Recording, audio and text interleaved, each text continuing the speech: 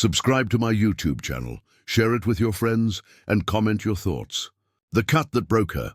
The sharp buzz of clippers echoed through the gym, then a scream, raw and gut-wrenching, as chunks of her ponytail fell to the floor like dead leaves. It wasn't just hair, it was dignity, identity, years of being invisible, finally pulled into the spotlight, only to be humiliated. The scream came from Leah Brooks, a 17-year-old girl known for her soft-spoken voice, her straight-A report cards, and her long, silky black ponytail that reached the small of her back. It had taken years to grow. It had been her pride. Now it was being hacked off by a group of girls who laughed like hyenas around her, and no one stopped them.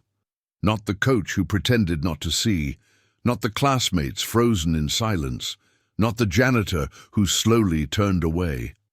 It all began 2 weeks earlier. The new girl with the perfect hair, Leah, had transferred to Jefferson High at the start of the semester. Her father, a military man, had moved them yet again. New town, new school, new enemies. From the moment Leah walked into the hallway with her long braids swaying behind her, heads turned. Her beauty was effortless. Her silence made people curious. But her refusal to chase attention, that made the popular girls furious, especially Brielle, the cheer captain with platinum curls, an entitled smile, and the power to make or break anyone in school. Brielle was used to being the prettiest girl in every room, but when Leah showed up, that spotlight shifted, subtly, but enough for Brielle to feel it. Leah didn't try to stand out. That made her stand out even more. "I heard she thinks, oh, she's too good for us," Brielle sneered one day. "She just walks around like she's better than everybody," added Jenna, her sidekick. "I bet she's hiding something," said Marley, the tallest one with cold eyes, and just like that, Leah became a target. The silent torment started with whispers behind her back. Notes slipped into her locker. "Pretty hair? Pity it's wasted on you." Her books were knocked from her hands. People stared, then looked away when she met their eyes. Leah never reacted. Not when someone stuck gum in her biology book. Not when her lunch was accidentally spilled on her chair. Not even when someone snapped a photo of her in the locker room and posted it with the caption, "Mop girl needs a haircut."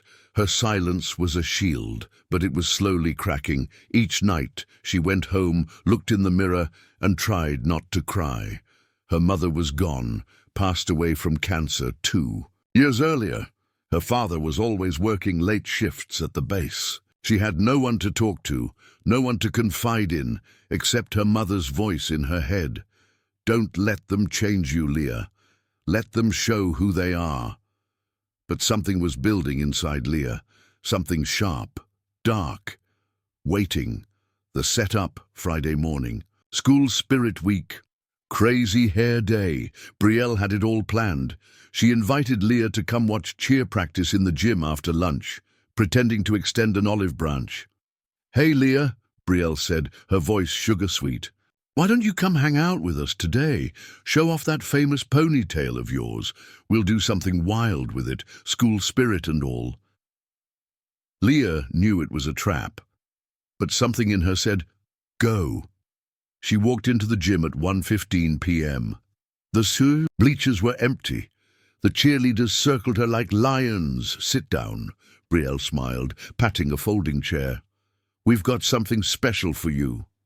Leah looked at the group. 8 girls, phones out, smirking. Then she saw it. The clippers in Jenna's hand, plugged in, buzzing. Her instinct said run, but her pride said, "Don't you dare move." So she sat.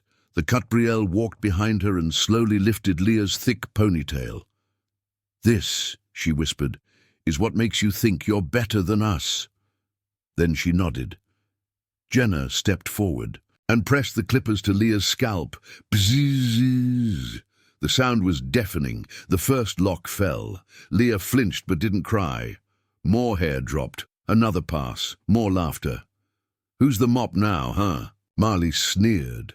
By the time they were done, Leah's ponytail lay in pieces across the gym floor. One girl had even taken it, held it up like a trophy and filmed a TikTok. The caption, "Bye bye, princess." Leah stood up slowly, her head uneven. Raw patches where her thick hair used to be. She didn't look at anyone. She just said 3 quiet words. "You shouldn't have." Then she walked out of the gym, silent, pale, eyes burning with something no one had ever seen in her before. The calm before the storm. That night, Leah didn't sleep. She sat in her mother's old rocking chair, clutching the remains of her ponytail, wrapped in a plastic bag. Her hands shook, but her eyes were dry. She replayed every moment, the buzzing clippers, the laughter, the sting of humiliation. And she thought about every time she'd stayed silent before. No more. She made a decision, one that would change everything. Monday morning, Leah returned to school with a beanie over her buzzed head and a quiet smile that confused everyone. She didn't hide. She didn't cry. She sat in the front row, answered questions, walked through the hallway like nothing had happened. Brielle noticed. "She should be hiding under a rock," she muttered to Jenna. But something about Leah's calm made her uneasy, because no one expected her to come back, and no one expected what Leah was planning next. The girl with the beanie. The first day Leah returned to school. After the haircut, students expected a meltdown, tears, maybe even a transfer. But what they got instead was silence. Dangerous silence. She walked through the hallway in her usual jeans, hoodie, and now a plain black beanie snug over her newly buzzed head. Her back was straight. Her steps were slow and steady. No tears, no fear, just eyes, sharp, calm, unreadable. She wasn't hiding. She was studying them. The girls who laughed too loud, Brielle and her squad, still held the crown. They walked through the school like they owned it, flipping hair, tossing fake smiles, whispering just loud enough to be overheard. But something had shifted. Leah wasn't flinching anymore. She looked right at them, right through them. The others noticed too. "Why is she smiling?" Jenna asked on Tuesday. "It's creepy." "She's planning something," Marley said, tightening her cheer jacket.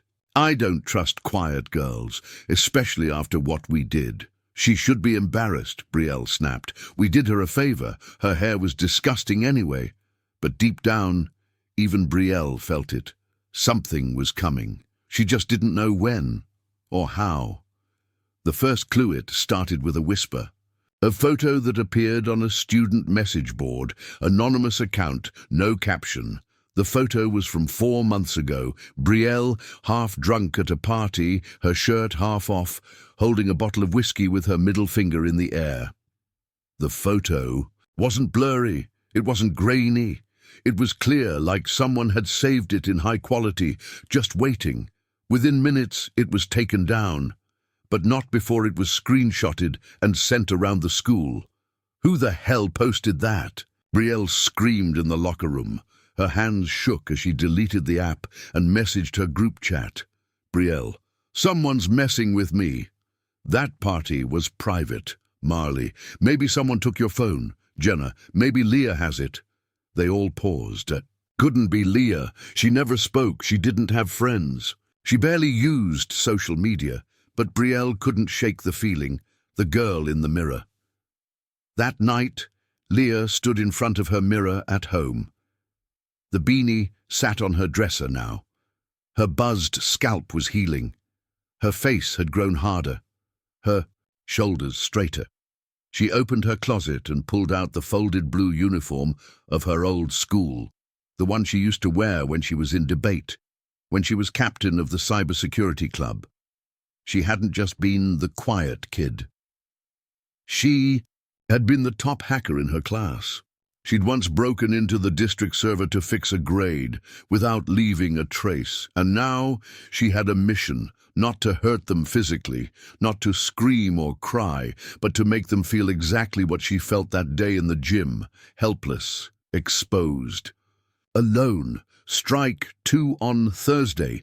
Jenna arrived at school red-faced and breathless. "Someone posted my messages," she cried to Brielle. "All of them." "What messages?" Jenna shoved her phone forward. Screenshots. Private DMs from her account to Marley, to two guys from another school, and worst, a conversation where she was mocking her own cousin's mental health. The caption read, "Queen Bee's loyal dog has a snake tongue, anonymous, again." Within hours, Jenna's cousin reposted the chat on Instagram with one sentence, "I see what you really think of me." By lunchtime, Jenna was crying in the bathroom, hiding in a stall, while Leah sat quietly in the library reading. No one suspected her. She was just the girl with the beanie. Quiet. Harmless. Suspicion grows. "I'm telling you," Marley whispered. "In the gym. It's her, Leah. This is revenge." "But how?" Brielle snapped. "She doesn't even talk to anyone. She's playing us." Brielle wasn't convinced. Yet. But she felt hunted. She began to check over her shoulder more often, turned her phone off when not using it, erased her search history. She even pulled her cheergirls into a group and warned them. No one posts anything. No more parties, no more private chats. Don't give this bijou ammo. But it was already too late. Leah had collected everything she needed.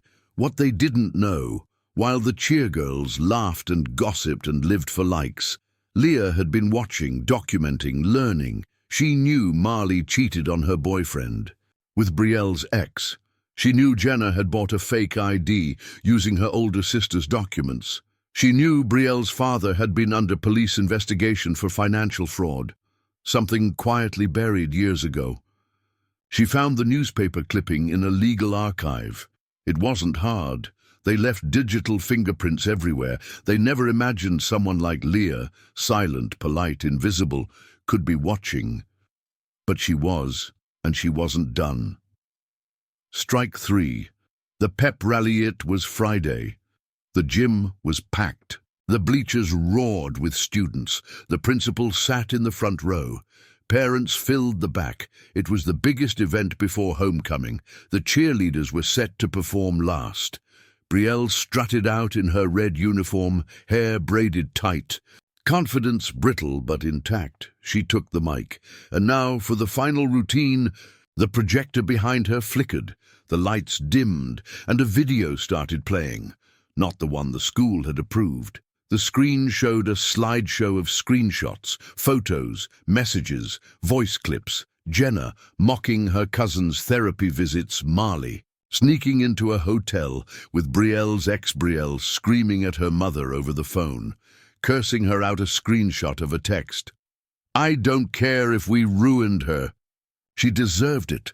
The gym fell silent. People gasped. A few started filming. Brielle screamed, "Turn it off. That's not supposed to be..." But the video kept playing. A final slide appeared. It was Leah, buzzed head, no beanie, just her eyes, staring directly at the camera. A caption under the photo, "You chopped off my hair. I shaved off your masks." Then the screen went black. The aftermath. There was chaos. The school board demanded an investigation. The cheer squad was suspended pending review. Parents flooded the office with complaints. Brielle's reputation was shredded. Jenna deactivated her accounts. Marley stopped showing up to school altogether. But Leah, she walked into homeroom Monday. Morning, calm as ever. Her hair was growing back. She wore no hoodie, no beanie, just her, raw, healed and whole. A few students nodded at her in quiet respect. Some whispered, "She's the one." She never confirmed it, never denied it. She just said, "Some truths cut deeper than clippers." The girl, they couldn't break it, had been exactly 1 week since the video at the pep rally played across the giant projector screen, shaking the entire school to its core. Since then, everything had changed. Brielle, Jenna, and Marley, once the loudest voices in the hallway, had all gone silent. The cheer squad's Instagram page was shut down. Their fanboys had scattered. Their power had vanished like glitter in the rain, and in their place rose something unexpected: respect for Leah Brooks. The shift, for the first time since her transfer, Leah wasn't invisible anymore. But she wasn't a hero either. She didn't ask for followers. She didn't boast. She didn't even speak about what happened. Still, students looked at her differently now. The shy girl with the hacked ponytail had become a symbol, not of rebellion, but of quiet power, of dignity, of consequences. Some admired her, some feared her, some still whispered behind her back, but no one dared touch her. Even teachers gave her cautious glances now. Not because they suspected her directly. There was no evidence. But because they sensed something new in her, control, damage control. Meanwhile, the cheer trio was falling apart. Jenna barely spoke, often seen crying alone in the back of the library. Her cousin hadn't spoken to her since the leak. She'd lost most of her circle, and every time she checked her messages, she found another hateful comment. Marley transferred out quietly on Wednesday. Rumor was her parents pulled her after she got caught sneaking out again. She left without goodbyes, just disappeared from the halls like a ghost. And Brielle. She was still fighting to keep the crown. She'd spent the weekend deleting everything. Online, she claimed the video was fake, edited, manipulated. She even told the principal it was probably some angry boy she rejected, but the truth had already spread. The damage couldn't be undone. Her friendships were fractured, her trust broken, and yet she refused to fall. "I'm not done," she told herself in the mirror, curling her perfect hair again. "She thinks she won, but I'll remind everyone who really runs this place." But deep down, she knew she was losing. And Leah wasn't even trying. Principal Hawkins gets involved. After the pep rally disaster, Principal Hawkins launched a quiet investigation. He held private meetings with teachers, IT staff, and even a couple of students. Everyone denied involvement. No one had evidence. And when asked about Leah, all he got was shrugs and silence. "She's quiet, but smart," one teacher offered. "Very observant." "She was always alone," said another. "But that girl listens more than she speaks." That was enough to raise Hawkins' suspicions. He called Leah into his office. "The conversation, Leah," he said, folding his hands on the desk. "You've been through a difficult few weeks. I'm sorry no adult stepped in during what happened. In the gym, that was a failure on our part." Leah nodded once. "Thank you, sir." He watched her carefully. "I wanted to ask you, do you know anything about the video shown at the pep rally?" She met his eyes. Calm, controlled. "No, sir. I was in the bleachers, same as everyone else." "You didn't see who was behind?" "No, sir." "You do understand the seriousness of that video?" "I do," she said, "but I also understand the seriousness of what happened to me and how long it went ignored." Hawkins sat back. "She wasn't wrong," he sighed. "You're free to go." She stood, turned, then paused. "I hope," she said quietly, "that next time a student screams in your gym, you don't pretend you didn't hear it." Then she walked out, and Hawkins was left staring at the door, heart heavy. Leah's next. Moved back in her bedroom, Leah was preparing something else. Not a scandal, not a public takedown, but something deeper, something for herself. She pulled out an old notebook, one her mother gave her before passing. On the first page, her mother had written, "When they try to erase you, leave behind something louder than silence." Leah flipped to a blank page and began to write, not code, not plans, but her story. Every humiliation, every pain, every scream that no one heard. She began crafting an anonymous blog, The Girl with the Missing Hair. Within days, it caught on, quietly, slowly, first with students, then strangers. People started sharing their own stories in the comments. Girls who had been humiliated, boys who had been silenced, teens who never fought back until now. Leah had found something bigger than revenge. She had found her voice. Brielle's desperation. Brielle was unraveling. She cornered Leah near the lockers on Thursday.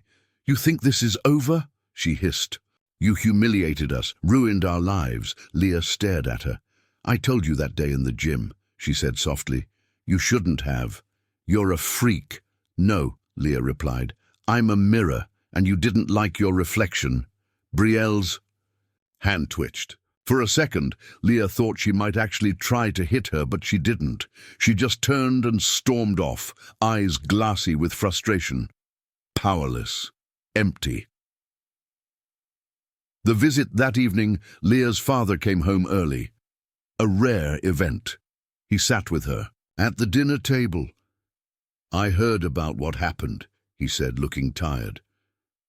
"Some officers at the base. Their kids go to your school." Leah looked up. "Are you mad?" she asked. He shook his head. "I should have been there for you. I didn't know it had gotten that bad." "You were working." "Still," he said. "I saw your blog. Your mother would have been proud." Leah's eyes filled with tears for the first time in weeks. She always said, "Don't scream for attention. Speak for truth." Her father nodded. "And now you're doing both." The award 2 weeks later, something unexpected happened. Principal Hawkins called Leah to the auditorium. The school had nominated her for a Courage and Advocacy Award. Sponsored by a local non-profit supporting bullied youth, Leah stood on the stage, students clapping. Even teachers applauded. She wore no beanie now. Her hair was uneven, short but growing. She held the plaque in her hands and finally spoke into the mic. "When they chopped off my hair, they thought they were cutting me down.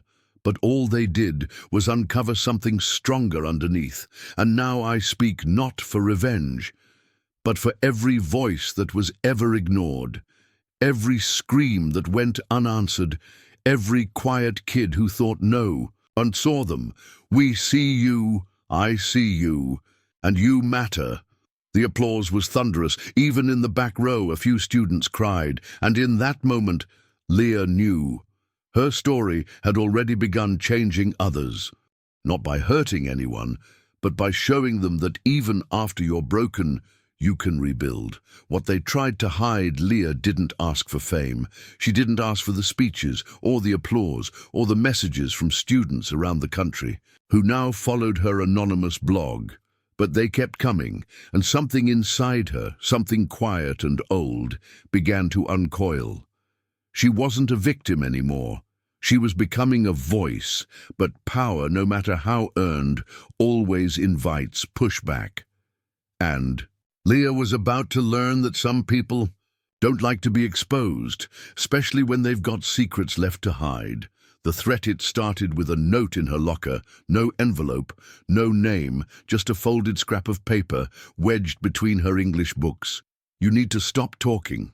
We know what you did. You're not as innocent as you look." Leah stood frozen for a moment. She unfolded it again. The handwriting was all caps, blocky, written with pressure, the kind you press hard enough to leave imprints on the next page. She read it once more, then tucked it into her pocket. She didn't flinch, didn't panic. Instead, she smiled slightly, because now they were scared. The backlash begins at school. The mood shifted again. Someone started a fake Instagram page mocking her blog, calling her Buzzcut Barbie, accusing her of making everything up for clout.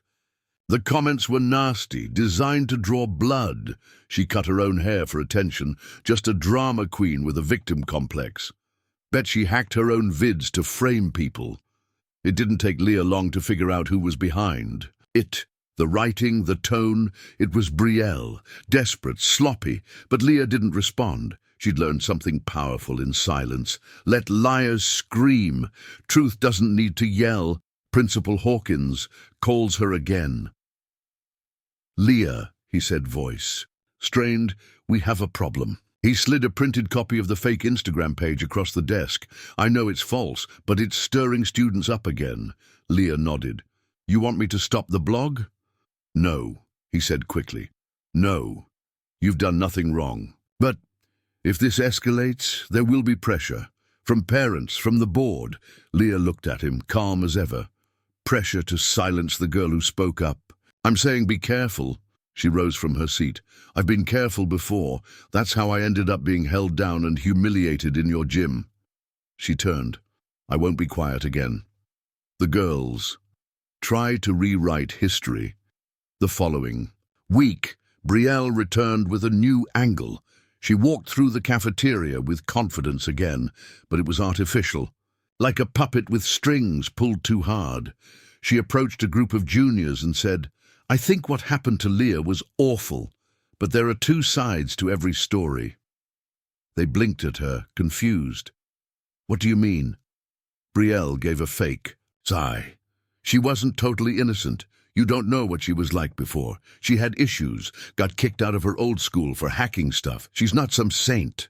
It was subtle, a lie wrapped in a half-truth, but someone overheard, and by lunch the fire had spread. Digging deeper. That night, Leah got a message on her blog's private contact form. I know what Brielle's trying to hide. I used to go to middle school with her. Want to talk? Anonymous Leah responded instantly. They met the next day after school, at a coffee shop 2 blocks from the campus. The girl's name was Ava. She looked nervous, biting her thumbnail as she sat across from Leah. I saw your blog, Ava whispered. I felt like someone finally said the things I couldn't. Leah leaned in. You said Brielle's hiding something? Ava nodded, her voice lowering. In 7th grade, she bullied a girl so bad the girl stopped coming to school. There was an investigation, but Brielle's mom worked at the school board. It got buried. Leah's eyes narrowed. Ava continued. Her name was Kayla. She had anxiety. Brielle and her girls started spreading rumors that she cut herself for attention. They left razors in her locker. Leah felt something heavy drop in her chest. Where's Kayla now? She asked. Transferred. Private school. No one's heard from her since. The message that changed everything. That night, Leah did something she hadn't done before. She reached out to Kayla. Through a friend of a friend, she found her email. She sent a single message. Hi, you don't know me, but I think we share a story. And the same villain. She didn't expect a response, but 3 hours later, her phone buzzed. Kayla. I never thought anyone would speak her name again. I'll talk, but it has to be on the record. Leah stared at the message, breath caught. She knew what that meant, the final piece of truth. The last nail in Brielle's crown. The interview, they met virtually. Kayla, now 17, sitting in a sunlit bedroom far from the town that broke her. Her voice trembled at first, but soon it grew steady. Strong. She made me feel like I was trash, Kayla said. Like I was dirty. I started skipping school because I couldn't take the notes, the whispers. She held up a small pink razor, wrapped in clear tape. This was in my backpack the day I almost didn't make it. Leah blinked. Away tears. I still have it, to remind myself if I survived her, I can survive anything. They talked for an hour. By the end, Leah had what she needed, not for revenge, for justice. The final blog post on Sunday night, Leah published her most powerful blog entry yet. It wasn't angry. It wasn't loud. It was truth, raw, documented, backed by Kayla's testimony, photos and timelines. She ended it with, they tried to humiliate me with clippers, but I will cut through lies with light. You can silence a scream, but you can't erase a story once it's been told. The school erupts. Again, by Monday morning the story had gone viral. Students shared the blog on TikTok. A local news channel picked it up. Parents began demanding answers. And Brielle, she was summoned to the principal's office. Not alone this time, but with her mother. Within 24 hours, a full investigation was reopened into her past conduct. She was suspended indefinitely. The Queen had fallen, this time for good. Leah walks free that afternoon. Leah walked through the same hallway where she once hid her face under a hoodie. No beanie, no whispers behind her, just nods, smiles, space.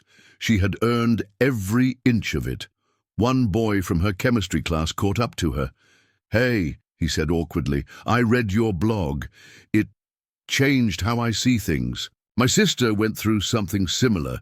I didn't really get it until now." Leah smiled gently. "That's why I wrote it." Back home, that night, her father found her sitting in the living room, quietly sketching in a journal. "What's that?" he asked. She held it up. A design for a logo, a broken ponytail, transforming into a phoenix. "I'm thinking of turning the blog into a real platform, a space for stories, truths, healing." He nodded slowly. "Your mom would have loved that." Leah looked up. "I think she knew this day would come, that I'd have to break to become something new. And in that quiet, her healing finally began to feel real. The rise of her name, for the first time in what felt like forever, Leah could breathe. No longer hiding, no longer shrinking, no longer just a girl with uneven hair and haunted eyes. She was becoming something else now. A force. Her blog, The Girl with the Missing Hair, had exploded beyond her wildest hopes. What began as a way to quietly bleed her pain into the world had transformed into a wildfire of truth, pain, and healing. Dozens, then hundreds, of stories came pouring in. Students, former victims, teachers, parents, even anonymous bullies seeking forgiveness. But not everyone was celebrating her rise, because power, even earned with pain, never comes without enemies, and someone unexpected, was planning to shut her down. The meeting at district office started with a letter from the district superintendent's office.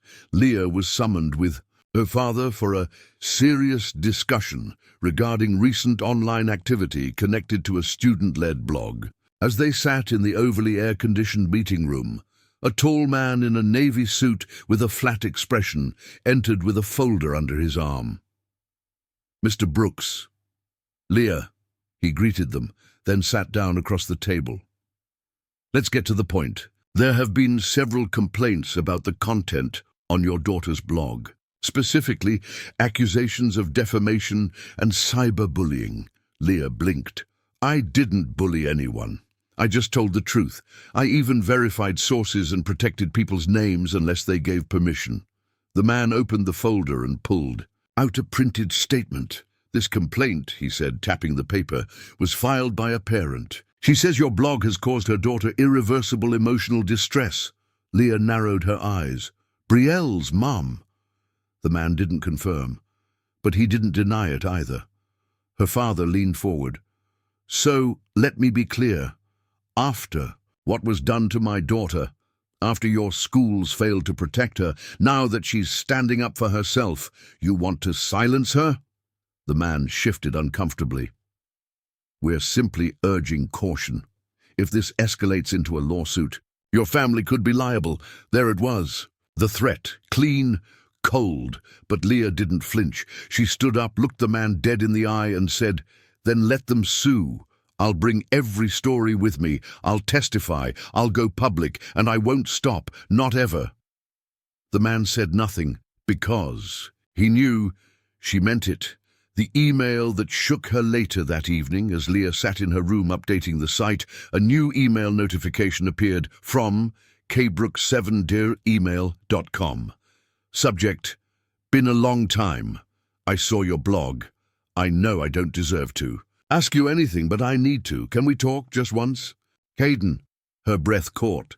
Her older brother, gone for 3 years, vanished after their mother's funeral. No calls, no letters. She hadn't heard from him since he left to figure himself out. Now he was reaching out. She stared at the screen. Her hands trembled. Did she even want to respond? Did she dare? The call they spoke the next night. It was awkward at first. Leah barely recognized his voice. Deeper now, with a weight behind it. "I saw your speech," Caden said. "A friend at school shared it. Said it made him cry. I didn't know it was you until I saw your photo." "You left," Leah said quietly.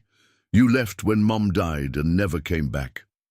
"I know," he said, "and I'm sorry. I couldn't handle it. I was drowning in grief and guilt. I felt like I failed both of you." Silence. Then, But Leah, what you're doing now, it's brave. You're stronger than I ever was. She wiped away a tear. You could have written. I needed you. I'm here now, he said. If you'll let me be. She didn't answer. Not fully, but she didn't hang up either. The anonymous bombshell. 2 days later, a new anonymous submission hit the blog. It wasn't like the others. It read, "You exposed Brielle, but you missed the one pulling her strings, the one who taught her how to stay untouchable. Check the PTA records. Dig into who's been quietly shutting down every bullying investigation for the last 5 years. You're close, but the rot goes higher." It was unsigned, but Leah knew. This was real. The real power behind it all. Leah spent the weekend poring through publicly available PTA minutes, old yearbooks, archived news articles. She began connecting dots. And there it was, Angela Thornell, Brielle's mother, head of the PTA, school board consultant, frequent donor to district causes. Close friend to Principal Hawkins. She wasn't just a protective mom, she was a gatekeeper. Leah traced 3 closed investigations, all involving cheerleaders accused of bullying over the past 5 years. Each complaint was filed, each one vanished. After a resolution was reached, each time Angela Thornell's name appeared in the review committee, Leah sat back, stunned. This wasn't just about Brielle.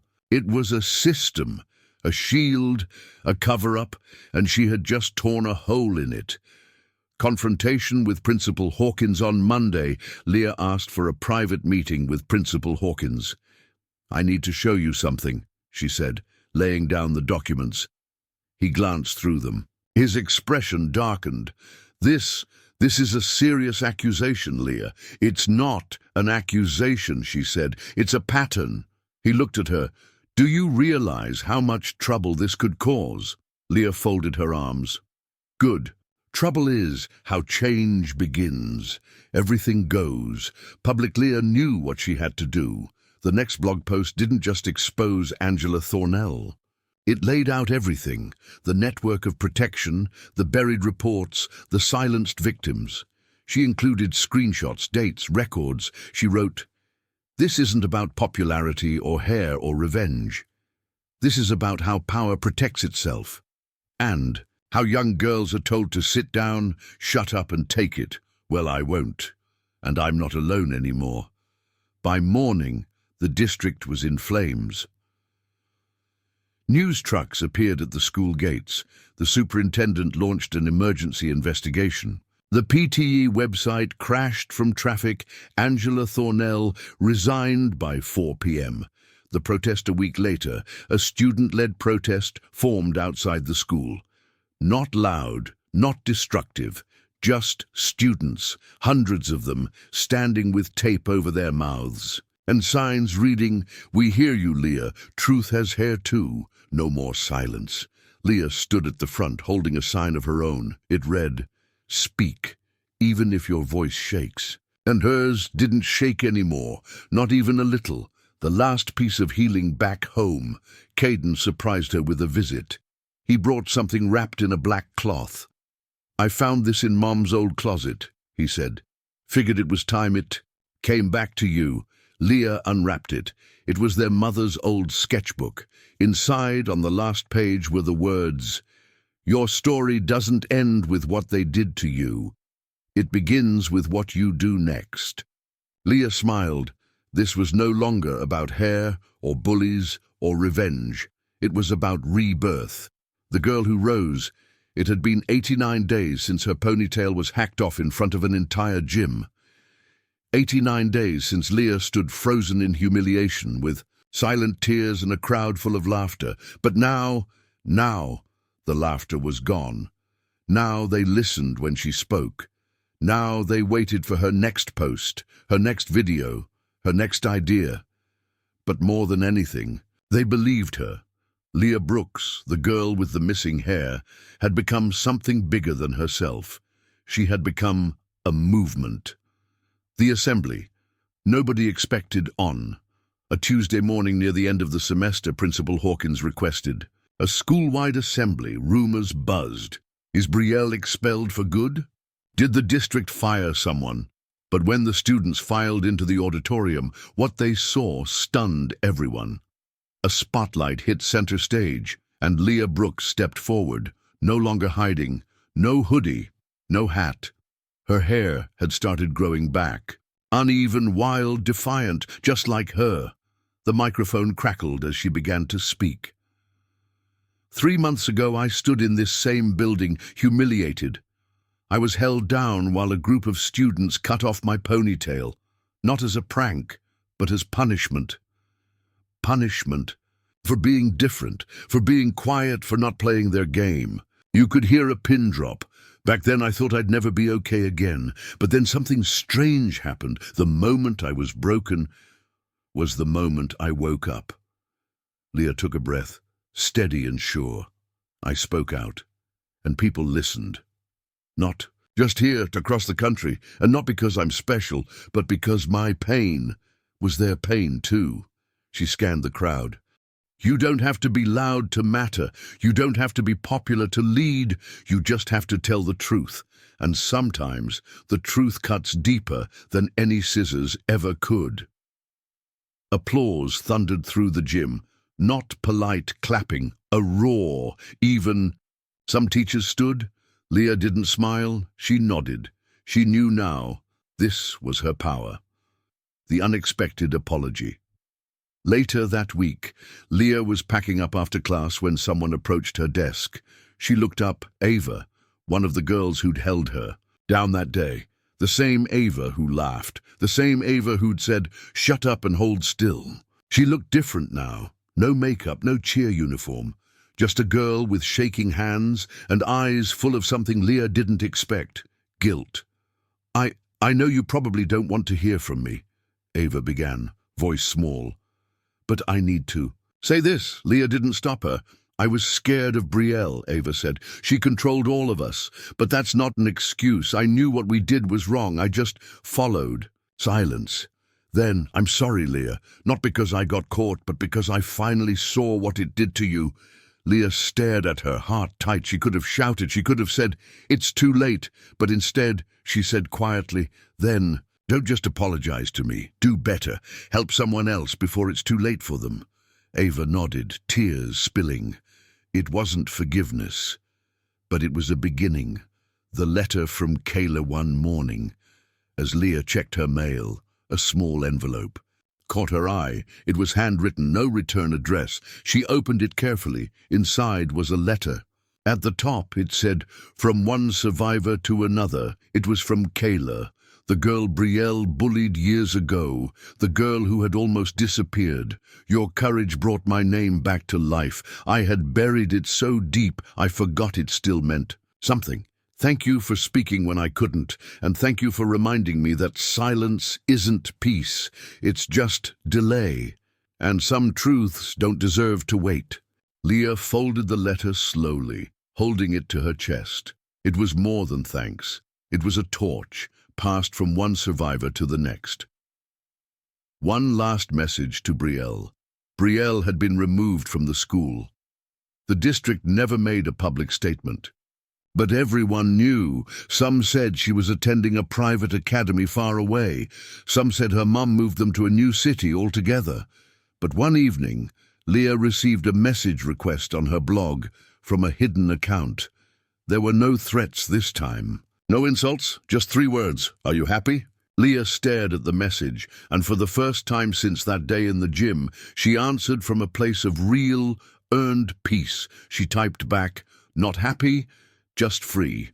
She hit send and blocked the account. The foundation. By the end of the year, Leah officially launched her organization. No silence left. It started small.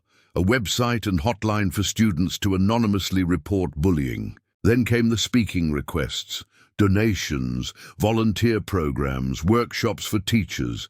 She even got invited to speak on a national student panel on teen mental health. She stood next to psychologists, educators, and celebrities, and spoke not from theory, but from survival. She told them, "You can't protect kids by hiding pain. You protect them by helping them speak it." The final haircut won. Quiet Saturday, Leah walked into a local salon, a new place, different from where she used to go with her mom. The stylist smiled. "What can I do for you?" Leah sat in the chair and looked at herself in the mirror. Hair, finely. Shoulder length, uneven in some places but real, grown on its own terms. She smiled, cut it off. The stylist blinked. "All of it?" Leah nodded. "Start fresh." As the scissors snipped, Leah felt nothing but lightness, not fear, not shame, just release. This time, no one was laughing. This time, she was in control. The final blog post, a month later, Leah published one final entry to her blog, the one that started it all. She titled it, "What the Scissors Couldn't Cut." They took my hair, but they couldn't take my voice or my story or the thousands of other girls who now stand beside me. I used to think strength meant being unbreakable, but I was wrong. Real strength is breaking and building something beautiful from the pieces. She ended the post with 3 simple words: "I am whole." Epilogue. 1 year later, 1 year to the day, the gym was filled again. Only this time it wasn't for a cheer rally. It was for a student award ceremony. Leah Brooks, nominated by students, teachers, and even parents, was awarded the Courage in Action Award. As she stepped on stage, the crowd rose to their feet, not out of pity, but out of respect. She looked down at the trophy in her hand, engraved with her name. She didn't cry.